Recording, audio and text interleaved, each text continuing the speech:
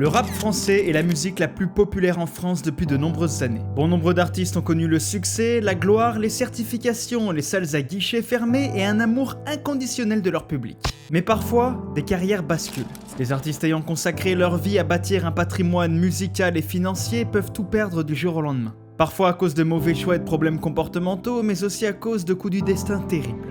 Quand la maladie frappe sans prévenir, tout bascule. Ce sont des combats silencieux loin des projecteurs. La médecine telle qu'on la connaît aujourd'hui ne peut rien contre cette maladie.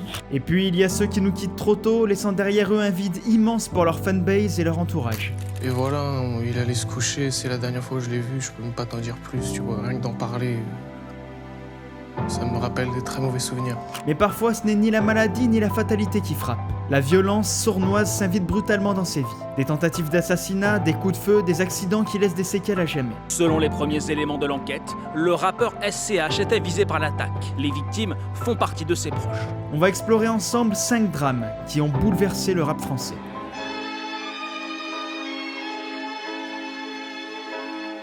Bonjour à tous, avant de commencer cette vidéo, on va faire un petit point sur les différents événements qu'on va aborder. Ils ne sont pas classés sous forme de top, ce serait un peu malsain, mais simplement de manière chronologique. Et on commence avec l'un des compositeurs les plus brillants et les plus influents de l'histoire du rap français, Pon. C'est un ancien membre de la Funky Family, le groupe a été fondé en 1994 et il compte à leur actif des albums classiques tels que Si Dieu veut ou encore Art de rue. Pon est donc à l'origine de morceaux qui ont véritablement marqué le rap français. De mars on part en croisade contre l'état avare. Représente les quartiers du centre blanc, France et Navarre. Mais en 2007, c'est la fin de l'aventure, la Funky Family se sépare et chacun de ses membres suit son aventure en solo, comme par exemple Laura Luciano, Don Choa ou Sat l'Artificier pour ne citer que les plus connus. Et Pon de son côté n'a donc pas que produit pour la Funky Family, mais aussi pour 113, Diams ou encore Rof.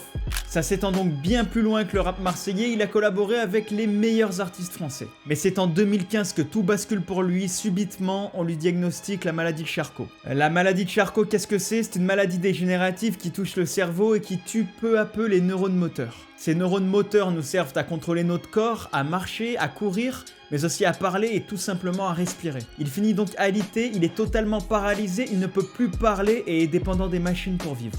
Mais il ne baisse pas les bras, il continue de se battre grâce à son envie de vivre et de produire de la musique.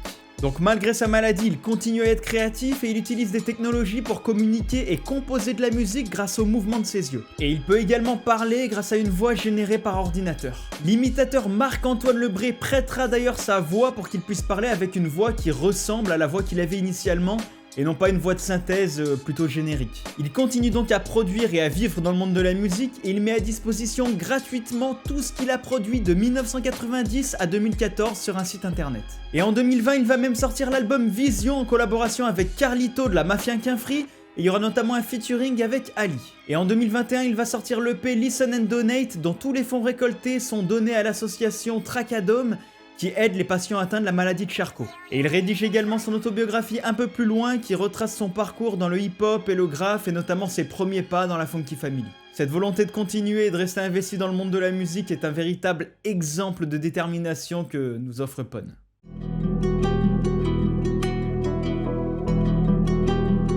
MHD, c'est un rappeur qui a connu très rapidement la gloire, les disques de platine et même une renommée à l'international. Comme vous le savez, il est révélé grâce à sa série de freestyle Afro-Trap qui va révolutionner le rap français musicalement comme visuellement. Et le plus emblématique est très certainement la partie 3 Champions League. 7-5 c'est la Champions League, 9-1 c'est la Champions League.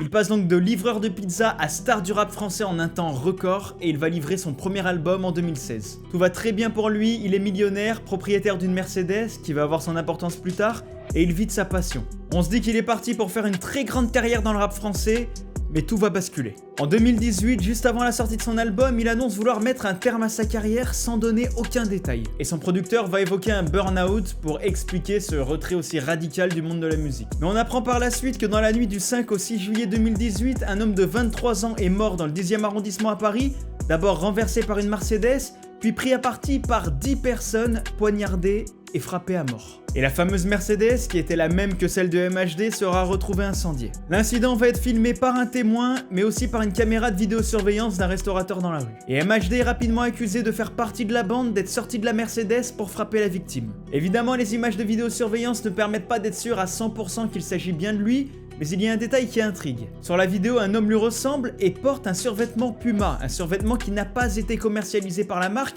mais qui n'a été distribué qu'aux ambassadeurs de la marque, dont il fait partie. MHD est donc accusé d'avoir participé à cet homicide, une accusation qu'il conteste jusqu'aujourd'hui. Il avouera qu'il s'agissait bien de sa voiture, mais qu'il l'avait prêtée à un ami à l'époque, et que le survêtement Puma en question, il l'avait donné à plusieurs personnes de son entourage. Il sera libéré sous contrôle judiciaire en 2021 et sortira un album, Mansa, qui connaîtra un succès mitigé avec 6000 exemplaires vendus en première semaine. Et en septembre 2023, il est condamné à 12 ans de réclusion criminelle pour le meurtre de cet homme. Il est incarcéré à Fresnes, mais il fait appel et il sera finalement remis en liberté jusqu'à son procès d'appel. Et en 2024, tout récemment, il a sorti 2 singles, Full et Kata. On reprend du service, ça recommence. Niquer des... c'est la tendance. Affaire à suivre donc, mais peu importe le résultat du procès, ce sera très dur pour lui de faire un comeback et d'atteindre le niveau de popularité qu'il avait atteint à l'époque.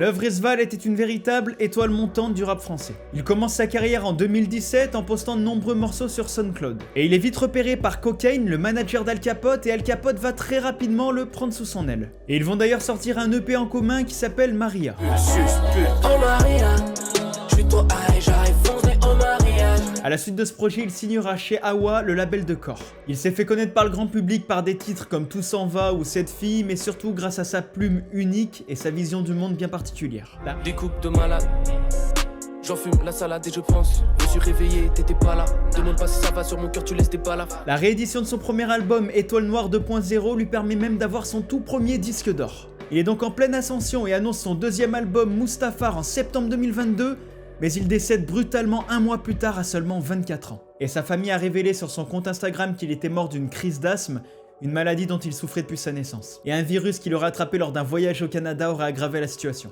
Il n'aura donc jamais eu le temps de finir son deuxième album, mais sa famille va le sortir à titre posthume pour honorer sa mémoire. Et de nombreux artistes tels qu'Alonzo, Big Flo et Oli ou encore Seth Gecko ont souligné son talent et son impact qu'il avait eu sur le rap français.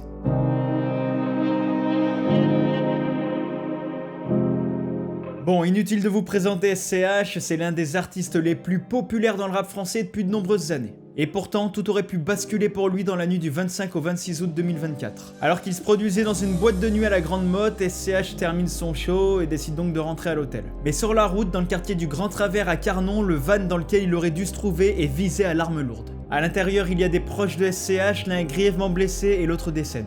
SCH avait finalement changé de véhicule et était déjà rentré à l'hôtel au moment des faits, c'est peut-être ce qui lui a sauvé la vie. Les auteurs de ce meurtre étaient 4 dans leur véhicule et ils sont toujours en fuite à l'heure actuelle. Il y a énormément de mystères autour de cet incident, on ne connaît ni leur identité ni leur motivation. Il y a de grandes chances pour que ce soit SCH qui a été visé dans cette fusillade étant donné que c'est le van qui était censé le transporter, mais même ça on n'en est pas sûr. On va donc éviter tout type de spéculation, comme l'a dit SCH dans une prise de parole sur Instagram, il faut éviter de véhiculer de fausses informations et laisser l'enquête suivre son cours.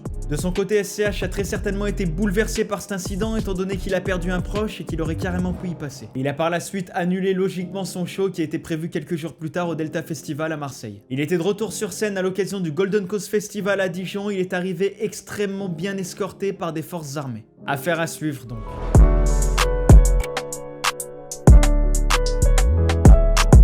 Kobalade a connu une ascension extrêmement soudaine grâce à sa série de freestyle ténébreux.